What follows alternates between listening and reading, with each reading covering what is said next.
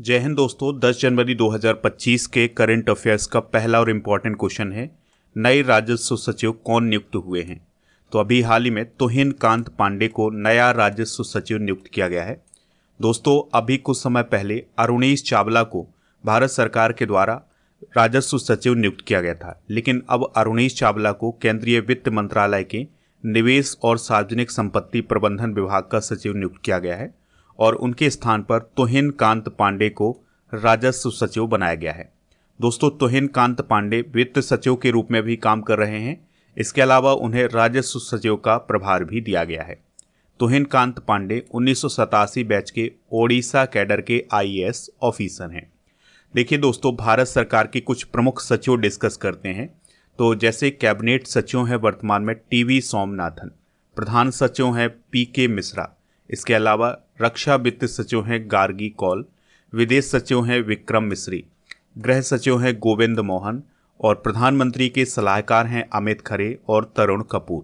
वित्त सचिव हैं तुहिन कांत पांडे, रक्षा सचिव हैं राजेश कुमार सिंह, राष्ट्रीय सुरक्षा सलाहकार हैं अजीत डोभाल। इसके अलावा उप राष्ट्रीय सुरक्षा सलाहकार टीवी रविचंद्रन हैं, मुख्य आर्थिक सलाहकार हैं अनंत नागेश्वर। इसके अलावा भारत सरकार के प्रधान वैज्ञानिक सलाहकार हैं अजय कुमार सूद। तो ये हैं भारत सरकार के प्रमुख सचिव। आप इस पूरे लेक्चर को बहुत ही ध्यान से लास्ट तक देखिएगा। लास्ट में आपसे क्वेश्चन पूछा जाएगा जिसका आंसर आपको कमेंट बॉक्स में देना है। अगर आप चैनल पर पहली बार आए हैं तो चैनल को सब्सक्राइब कर लें, बेल आइकन भी दबा लें, जिससे आपको समय पर सबसे पहले नोटिफिकेशन मिल सकेगा। दोस्तों, जो लोग हमसे नए जुड़ रहे हैं उनके लिए बता दें कि आप स्टडी करके ऐप को इंस्टॉल कर लें। ऐप का लिंक डिस्क्रिप्शन बॉक्स में दिया गया है, या फिर आप प्ले स्टोर पर स्टडी कर सर्च करके इसको प्राप्त कर सकते हैं, इंस्टॉल कर सकते हैं। तो ऐप पर ई बुक वाले सेक्शन पर आपको ईयरली करेंट अफेयर्स की ई बुक मिल जाएगी, यानी कि जनवरी से दिसंबर 2024 तक के करेंट अफेयर्स की ई बुक मिल जाएगी, हिंदी इंग्लिश दोनों मीडियम में। तो इस ई बुक को आप वहाँ से प्राप्त कर सकते हैं। इसके अलावा दिसंबर 2024 के करेंट अफेयर्स की ई बुक भी आपको वहाँ पर मिल जाएगी। चलिए दोस्तों, बढ़ते हैं अगले क्वेश्चन की तरफ। तो क्वेश्चन क्या है, भारत की पहली ग्रीन हाइड्रोजन हब परियोजना किस राज्य में स्थापित की जाएगी। तो यह परियोजना आंध्र प्रदेश में स्थापित की जाएगी। दोस्तों, अभी हाल ही में प्राइम मिनिस्टर नरेंद्र मोदी जी के द्वारा आंध्र प्रदेश में विशाखापत्तनम के पास एक स्थान है जिसका नाम है पुदीमदका। तो वहाँ पर नेशनल ग्रीन हाइड्रोजन मिशन के तहत देश की पहली ग्रीन हाइड्रोजन हब परियोजना की आधारशिला रखी है। पहला green hydrogen hub NTPC green energy limited के द्वारा स्थापित किया जा रहा है, यानी कि ये जो ग्रीन हाइड्रोजन हब स्थापित किया जा रहा है यह एनटीपीसी ग्रीन एनर्जी लिमिटेड के द्वारा स्थापित किया जा रहा है। इसकी लागत कितनी है, यानी कि इसमें कितना निवेश किया जाएगा, तो 1,85,000 करोड़ रुपए का निवेश किया जाएगा। और दोस्तों, जब ये हब स्थापित हो जाएगा तो यहाँ पर प्रतिदिन 1500 टन ग्रीन हाइड्रोजन का प्रोडक्शन किया जाएगा। इसके अलावा यहाँ पर ग्रीन मेथेनॉल, ग्रीन यूरिया और विमानन ईंधन का प्रोडक्शन भी किया जाएगा। इस हब में 20 गीगावाट अक्षय ऊर्जा क्षमता भी स्थापित की जाएगी। तो दोस्तों, ये बहुत बड़ा हब है जहाँ पर ग्रीन हाइड्रोजन का प्रोडक्शन किया जाना है। चलिए कुछ इंपॉर्टेंट फैक्ट डिस्कस करते हैं। तो नवीकरणीय ऊर्जा से उत्पादित हाइड्रोजन गैस को ग्रीन हाइड्रोजन कहा जाता है। ग्रीन हाइड्रोजन को बनाने के लिए पानी को इलेक्ट्रोलिसिस नामक प्रक्रिया से हाइड्रोजन और ऑक्सीजन में बांटा जाता है। इस प्रक्रिया में नवीकरणीय ऊर्जा जैसे सौर ऊर्जा, पवन ऊर्जा का इस्तेमाल किया जाता है। तो दोस्तों, ग्रीन हाइड्रोजन का निर्माण कैसे होता है इसको समझ लेते हैं। तो आप सभी को पता है वाटर का फॉर्मूला होता है H2O। तो जब इसमें इलेक्ट्रोलिसिस की प्रक्रिया होती है तो इसमें हाइड्रोजन गैस अलग हो जाती है, ऑक्सीजन अलग हो जाती है। ठीक है, तो इसी हाइड्रोजन को इस्तेमाल किया जाता है ईंधन के रूप में, जिसे हम ग्रीन हाइड्रोजन बोलते हैं। भारत में ग्रीन हाइड्रोजन मिशन की शुरुआत 2022 में की गई थी और ये जो भारत का ग्रीन हाइड्रोजन मिशन है इसका उद्देश्य है वर्ष 2030 तक 50 लाख टन प्रति वर्ष ग्रीन हाइड्रोजन का प्रोडक्शन करना। देखिए, यहाँ पर हाइड्रोजन की बात हो रही है, तो हाइड्रोजन सभी परमाणुओं में सबसे हल्का होता है और हाइड्रोजन का जो रासायनिक प्रतीक होता है वो H होता है, यानी कि H से इसको डिनोट करते हैं। दोस्तों, हाइड्रोजन के 3 प्राकृतिक समस्थानिक होते हैं। तो इसमें पहला होता है प्रोटियम, दूसरा होता है ड्यूटेरियम, तीसरा होता है ट्राइटियम। ठीक है, तो ये अक्सर एग्जाम में पूछ लिया जाता है कि प्रोटियम किसका समस्थानिक है, तो ये हाइड्रोजन का समस्थानिक है। दोस्तों जो समस्थानिक होते हैं इसे हम आइसोटॉप्स बोलते हैं और यह एक ही तत्व के परमाणु होते हैं जिनकी परमाणु संख्या तो समान होती है लेकिन इनके परमाणु भार अलग अलग होते हैं। जैसे प्रोटियम का परमाणु भार अलग है, ड्यूटेरियम का परमाणु भार अलग है, ट्राइटियम का परमाणु भार अलग है। अगला क्वेश्चन है, जॉन महामा ने किस देश के राष्ट्रपति के रूप में शपथ ली है? आंसर हो जाएगा घाना। तो घाना देश के राष्ट्रपति के रूप में शपथ किसने ली है? जॉन महामा ने ली है। तो जॉन महामा तीसरी बार घाना के राष्ट्रपति चुने गए हैं। इससे पहले वह 2012 से 2017 तक घाना के राष्ट्रपति रहे हैं। वह वर्तमान राष्ट्रपति नाना अफको एडो की जगह लेंगे। दोस्तों घाना की बात कर लेते हैं तो घाना अफ्रीका कॉन्टिनेंट में स्थित एक कंट्री है। यहाँ पर आप घाना की लोकेशन देख सकते हैं। ये अफ्रीका कॉन्टिनेंट है और यहाँ पर स्थित है घाना। घाना की कैपिटल क्या है? अक्रा, और यह पश्चिम अफ्रीका में स्थित एक देश है। घाना को पहले गोल्ड कोस्ट के नाम से जाना जाता था और घाना की करेंसी क्या है? सेडी। दोस्तों आपको याद रखना है कि घाना अब अफ्रीका का सबसे बड़ा सोना उत्पादक देश है। दोस्तों अंतर्राष्ट्रीय नियुक्तियां डिस्कस करते हैं तो अभी हाल ही में फ्रांसवा बायरू फ्रांस के प्रधानमंत्री बने हैं। इसके अलावा मोहम्मद अल वसीर सीरिया के अंतरिम प्रधानमंत्री बने हैं। रिमताल्बा जीन एमेनुअल ओएड्रागो बुर्किना फासो के पीएम बने हैं। नेटुम्बो नंदी नदेत्वाह नामीबिया की पहली महिला राष्ट्रपति बनी है और सम्मी सिल्वा एसीसी के अध्यक्ष बने हैं। डोनाल्ड ट्रंप अमेरिका के राष्ट्रपति बने हैं। जेडी वेंस अमेरिका के उपराष्ट्रपति बने हैं। नीदरलैंड के पीएम बने हैं डिक स्कोफ और हंगरी के नए राष्ट्रपति बने हैं तामस सुल्योक। अगला क्वेश्चन है, 18वें प्रवासी भारतीय दिवस सम्मेलन 2025 की मेजबानी किस शहर के द्वारा की गई है? तो भुवनेश्वर के द्वारा 18वें प्रवासी भारतीय दिवस सम्मेलन की मेजबानी की गई है। दोस्तों ये जो 18वां प्रवासी भारतीय दिवस सम्मेलन है यह पहली बार भुवनेश्वर में आयोजित किया गया है और इसका आयोजन 8 से 10 जनवरी 2025 तक किया गया है। और दोस्तों इसी के साथ युवा प्रवासी भारतीय दिवस भी 8 जनवरी 2025 को भुवनेश्वर में आयोजित किया गया है। दोस्तों आपको याद रखना है कि जो महात्मा गांधी हैं वह 9 जनवरी 1915 को साउथ अफ्रीका से भारत लौटे थे, इसलिए भारत में 9 जनवरी को प्रवासी भारतीय दिवस मनाया जाता है। इस दिवस की शुरुआत 2003 में की गई थी। 18वें प्रवासी भारतीय दिवस सम्मेलन की मुख्य अतिथि कौन थी ये जरूर आपको याद रखना है, तो वह थी ट्रिनिदाद और टोबैगो की राष्ट्रपति क्रिस्टीन कार्ला कंगालू। इसके अलावा दोस्तों आपको याद रखना है कि युवा प्रवासी भारतीय दिवस की मुख्य अतिथि कौन थी? अमेरिकी पत्रिका न्यूज वीक के सीईओ डॉक्टर देव प्रगत। ठीक है, तो इनको भी आप नोट कर लें। इस सम्मेलन के दौरान 27 व्यक्तियों को प्रवासी भारतीय सम्मान भी प्रदान किया गया है। जो 18वां प्रवासी भारतीय दिवस सम्मेलन आयोजित किया गया है इसकी थीम क्या है? विकसित भारत में प्रवासी भारतीयों का योगदान। ठीक है, तो ये थीम भी आप नोट कर लें। नेक्स्ट क्वेश्चन है, किस देश में माउंट इबू ज्वालामुखी में विस्फोट हुआ है? आंसर हो जाएगा इसका इंडोनेशिया। तो इंडोनेशिया देश में स्थित है माउंट इबू ज्वालामुखी, तो उसमें अभी हाल ही में विस्फोट हुआ है। तो आसपास लावा फैल गया है, इसके अलावा राख का गुब्बार बना हुआ है। अभी नवंबर 2024 में भी इंडोनेशिया के पूर्वी जावा प्रांत में स्थित माउंट सेमेरू ज्वालामुखी में विस्फोट हुआ था और नवंबर 2024 में ही इंडोनेशिया के फ्लोरेस द्वीप पर स्थित माउंट लेबोटोबी लाकी लाकी ज्वालामुखी में विस्फोट हुआ था। आपको याद रखना है कि इंडोनेशिया का जो जावा द्वीप है उस पर स्थित है माउंट मेरापी, तो ये इंडोनेशिया का सबसे सक्रिय ज्वालामुखी है। चलिए दोस्तों कुछ इंपॉर्टेंट फैक्ट डिस्कस करते हैं। तो अगर आपसे पूछा जाए कि ज्वालामुखी कब बनता है, तो ज्वालामुखी तब बनता है जब पृथ्वी की सतह पर स्थित दरार से गर्म पिघली हुई चट्टानें, गैसें और राख निकलती हैं, तब ज्वालामुखी का निर्माण होता है। किलाउआ ज्वालामुखी दुनिया के सबसे सक्रिय ज्वालामुखियों में से एक है जो कि अमेरिका के हवाई द्वीप पर स्थित है।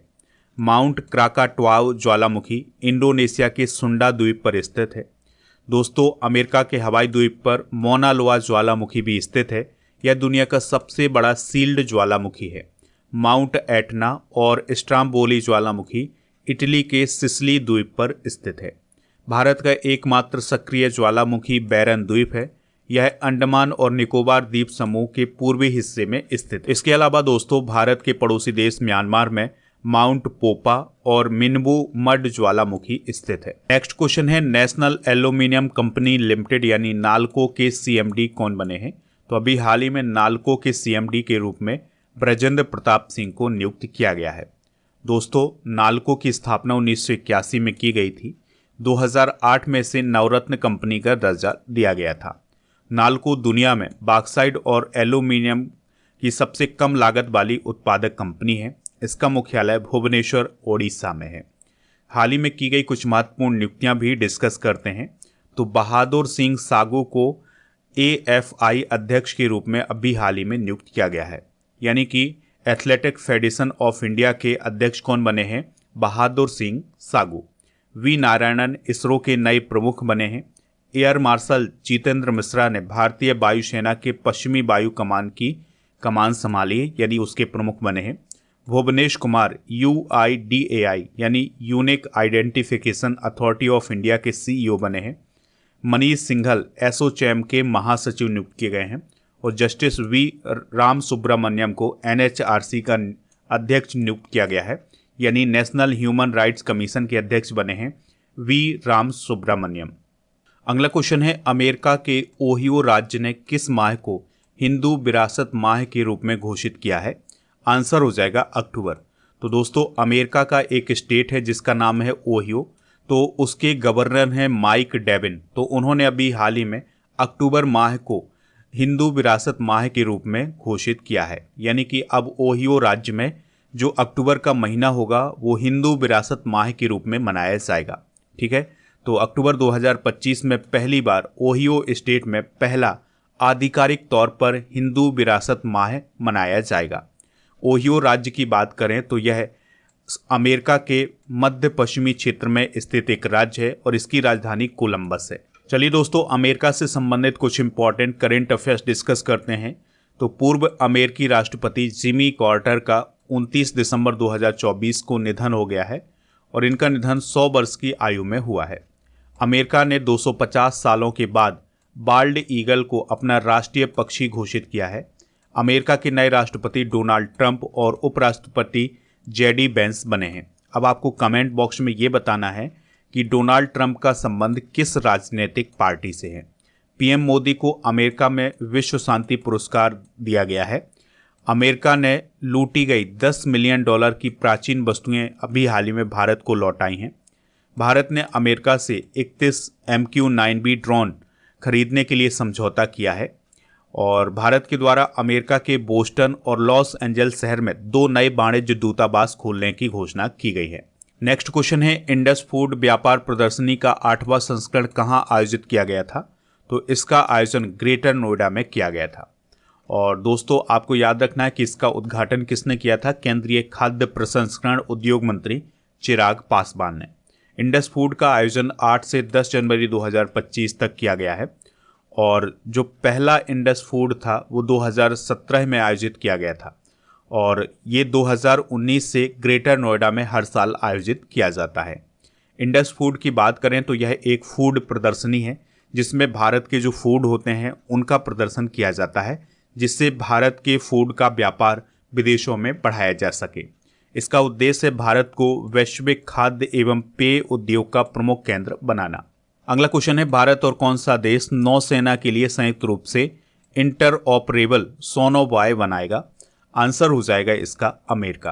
तो भारत और अमेरिका दोनों मिलकर के इंटर ऑपरेबल सोनोबॉय का निर्माण करेंगे। सोनोबॉय क्या होता है इसको समझ लेते हैं। तो यह एक पोर्टेबल सोनार सिस्टम होता है। पोर्टेबल सोनार सिस्टम का मतलब ये होता है कि ऐसा सोनार सिस्टम जिसको एक स्थान से दूसरे स्थान तक आसानी से ले जाया जा सकता है। दोस्तों ये जो सोनोबॉय होगा इसका इस्तेमाल पनडुब्बियों और पानी के नीचे वस्तुओं का पता लगाने के लिए किया जाएगा। तो समुद्र में पानी के नीचे वस्तुओं का पता लगाने के लिए और पनडुब्बियों का पता लगाने के लिए सोनोबॉय का निर्माण किया जा रहा है।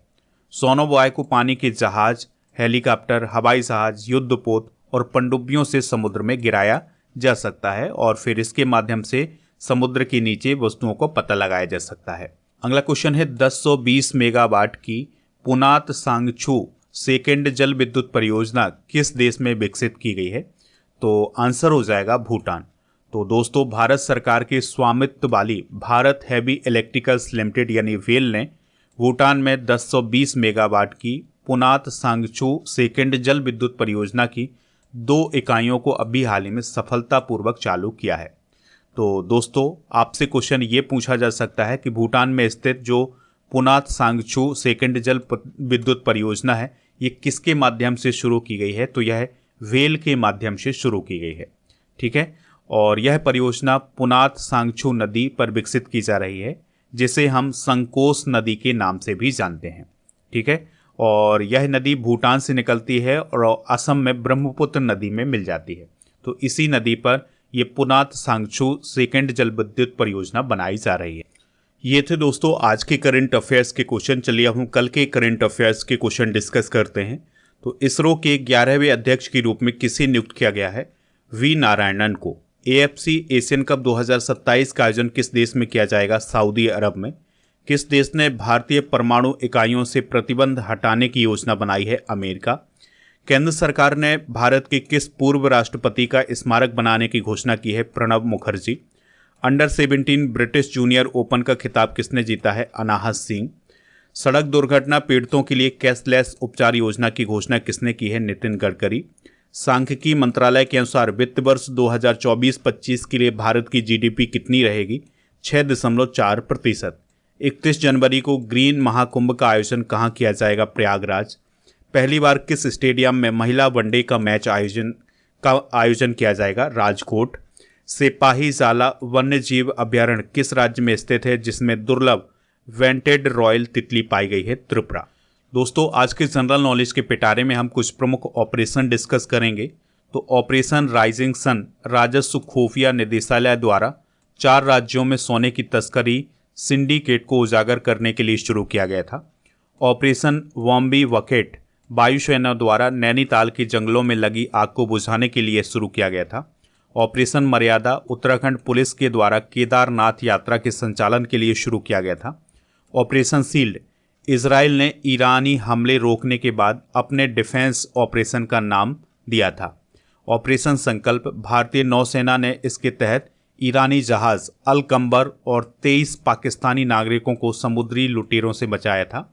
ऑपरेशन इंद्रावती हैती में फंसे भारतीयों को निकालने के लिए चलाया गया था। ऑपरेशन कामधेनु जम्मू कश्मीर पुलिस द्वारा मवेशी तस्करी पर नकेल कसने के लिए शुरू किया गया था।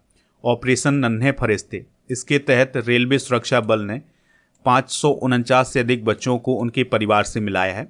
ऑपरेशन अल अस्का फ्लड, ये हमास ने इजराइल के खिलाफ अपने ऑपरेशन को नाम दिया था। तो ये सारे ऑपरेशन आप नोट कर लें। दोस्तों, अब हम दिसंबर 2024 के करंट अफेयर्स को भी रिवाइज करेंगे। उस्ताद जाकिर हुसैन का निधन हो गया है। वह किस वाद्य यंत्र से संबंधित थे? तबला। मुख्य सचिवों का 4था वार्षिक राष्ट्रीय सम्मेलन कहाँ आयोजित हुआ है? नई दिल्ली। हाल ही में भारत का दौरा करने वाले पाउलो रेंजेल कौन है? तो वो पुर्तगाल के विदेश मंत्री हैं। मनीष जैन किस बैंक के कार्यकारी निदेशक बने हैं? Yes bank.